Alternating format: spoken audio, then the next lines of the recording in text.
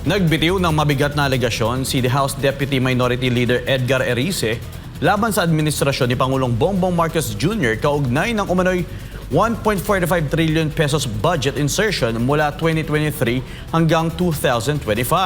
Tinawag niya itong pinakamalaking korupsyon at pagnanakaw sa kaban ng bayan sa kasaysayan ng pamahalaan.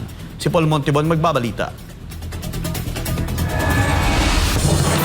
Ayon kay House Deputy Minority Leader Edgar Erice, sunod-sunod at palubo ng palubo ang mga pondong ipinasok umano sa pambansang budget sa nakaraang 3 taon. Giit ng mambabatas, malaking bahagi ng mga pondong ito ang inilipat umano sa mga questionableng proyekto, kabilang ang mga substandard infrastructure at flood control projects na patuloy na binabatikos dahil sa umano'y palpak na implementasyon. Noong 2023, mga 300 million po sa national budget ay pinalitan. 300 billion pinalitan. Yung mga matitinong mga proyekto na pinag-aralan ng mga ahensya ay napunta po sa mga anomalyang proyekto. Noong 2024 po, 500 billion yung nawala sa President's budget.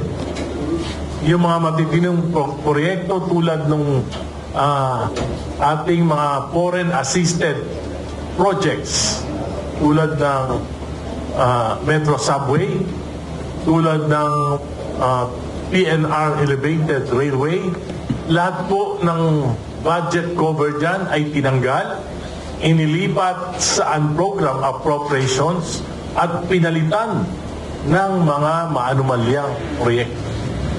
Noong 2025 po, 473 billion po yung inalis sa national budget, pinalitan ng mga maanumalyang proyekto. Kauna-unahan sa kasaysayan ng Pilipinas na may ganito pong kalaking insertions, diversions at amendments sa national budget. Babala pa ng kongresista, maaaring may malalim na epekto ito sa ekonomiya ang malawakang korupsyon dahil umano sa maling paggastos at pagkawala ng tiwala ng mamumuhunan.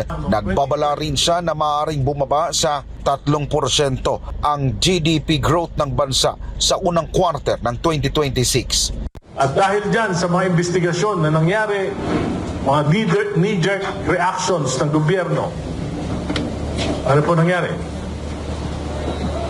Hanggang ngayon po, wala pong public spending sapagkat walang bidding sa infrastructure.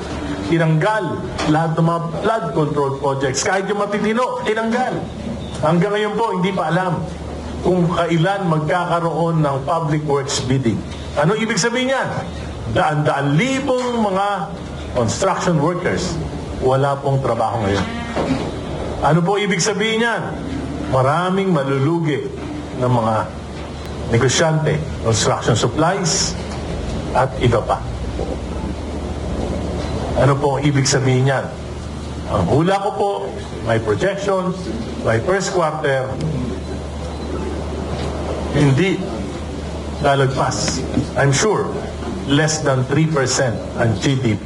Nananawagan naman si Erice ng mas malalim na pagsisiyasat sa umano'y 1.45 trillion pesos na insertion at hinikayat ang mga oversight bodies at auditing agencies na suriin ang mga proyekto kung saan napunta ang pondo. Pero may sentimento lang ang mababatas sa mga investigasyon ng pamahalaan. Anya, tila walang direksyon o kung hindi man ay ayaw ng imbestigahan kung naituturo na ang mga malaking tao sa Malacanang. Ang Blue Ribbon Committee ni Senator Lacson, hindi mo maalaman kung ano direksyon. Inagalang ko po si Senator Lacson, pero nakita ko po ngayon, parang walang direksyon yung kanyang pag-iimbestiga. Siya mismo, pinangalanan niya si Executive Secretary Lucas Bersamin at ang pamangkin nito, si Yusek Adrian Bersamin, na tumanggap ng 8 bilyon mula kay Engineer Bernardo. Pero hindi niya po inimbestigahan, hindi niya pinatawag, at ngayon lamang nabasa ko na wala siyang balak ipatawag ang mga Bersamin. Bakit po? Bakit pagka mga kontraktor pinapakulong? Bakit pagka yung mga maliliit na engineers pinapakulong, nakakasuhan ng mabilis? Pero bakit pag lumalapit na sa doorstep ng Malacanang? Bakit pagka mga kabinete na humihinto, umiiwas na sa investigasyon? Sa gitna naman ng mabibigat na paratang, nananatiling malaking tanong kung magkakaroon ba ng patas na investigasyon upang malinawan ang publiko sa tunay na kalagayan ng pambansang pondo. Para sa Diyos at sa Pilipinas kong mahal, nag-uulat Paul Montemon, SMNI News.